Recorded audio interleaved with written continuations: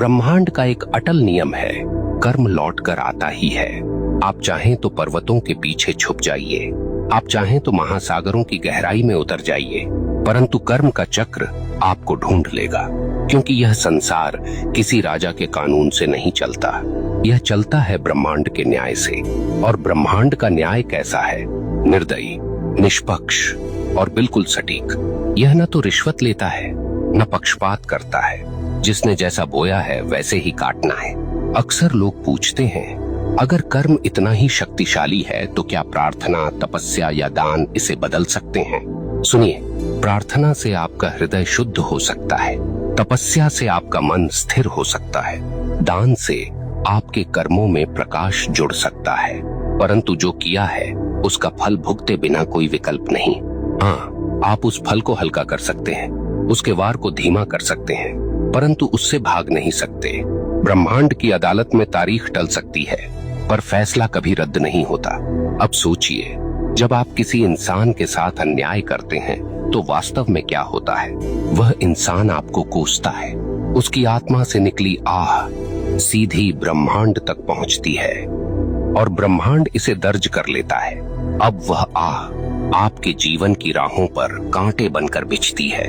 कभी वह आपके काम बिगाड़ देती है, कभी वह आपके घर में कलह भर देती है, कभी वह आपके मन को बेचैन कर देती है। और आप सोचते हैं ये सब क्यों हो रहा है, पर आपको याद नहीं रहता कि आपने किसी और की राह काटी थी। आप भूल गए, पर ब्रह्मांड ने नहीं भुलाया। यहाँ एक बात और समझ लीजिए, कर्म केवल नकारात्मक नहीं होता। जैसे बुरा कर्म लौटता है, वैसे ही अच्छा कर्म भी लौटता है। कभी किसी को सच्चे दिल से सहारा दिया तो वह सहारा एक दिन आपके लिए दीवार बनकर खड़ा हो जाएगा।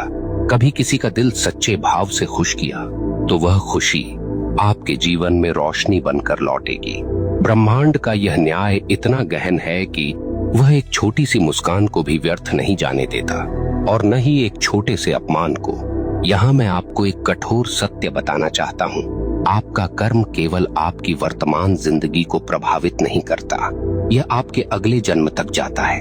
हाँ, जो कर्म आपने अधूरे छोड़े हैं, जो गलतियां आपने स्वीकार नहीं की, जो दोष आपने ढोए पर सुधारे नहीं, वे सब अगले जीवन में भी साथ चलते हैं। इसलिए कहा गया है, मनुष्य अपने कर्मों का वारिस है।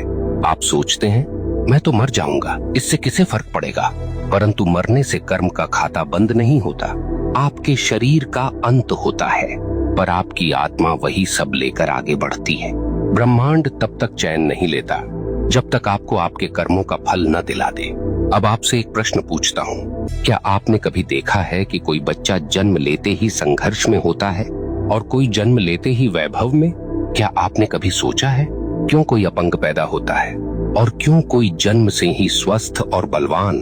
क्यों कोई भूख में जन्म लेता है और क्यों कोई सोने की थाली लेकर? यह सब संयोग नहीं, यह सब कर्म का लेखा है। ब्रह्मांड किसी को बिना कारण दुख या सुख नहीं देता।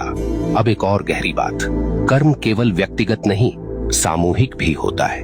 कभी आपने देखा है कि किसी पूरे समाज पर विपत्ति आती है, पूरा नगर डूब जाता है, पूरा गांव अकाल झेलता है, कभी कभी पूरे राष्ट्र पर संकट आता है। क्यों?